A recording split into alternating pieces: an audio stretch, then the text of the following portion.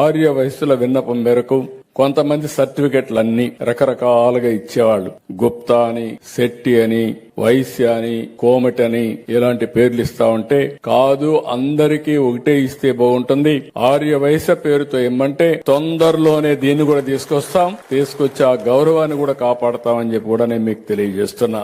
నాకెప్పుడు ఒక నమ్మకం, అందరికంటే ఆర్య వయస్సులు మీరు చూస్తే 10 రూపాయలు సంపాదిస్తే 2 రూపాయలు దాన ధర్మాలు ఖర్చు పెడతారు. అది మీ యొక్క సంస్కృతి, అది మీకు వారసత్వంగా వచ్చినటువంటి సాంప్రదాయం కూడా. సంపాదన ముఖ్యం, వచ్చిన డబ్బుల్లో ఒక 2 రూపాయలు చారిటీకి ఖర్చు పెట్టేది సమాజంలో చాలా మందిని చూశాను గాని అందరికంటే ముందున్నటువంటి వర్గం ఆర్య వైశ్య కులం అని చెప్పి కూడా నేను మీకు తెలియజేస్తున్నా.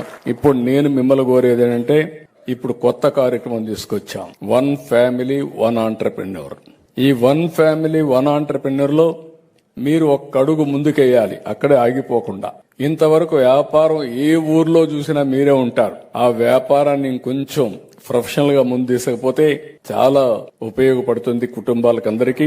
అందుకే నేను చెప్తున్నా, 1 ఫ్యామిలీ 1 ఆంటర్‌ప్రెన్యూర్ లో ఆర్య వైశ్య కులంలో మొట్టమొదటిసారిగా ప్రతి ఒక్కరూ ఒక ఆంటర్‌ప్రెన్యూర్ కావాలని మనస్ఫూర్తిగా ఆకాంక్షిస్తున్నా.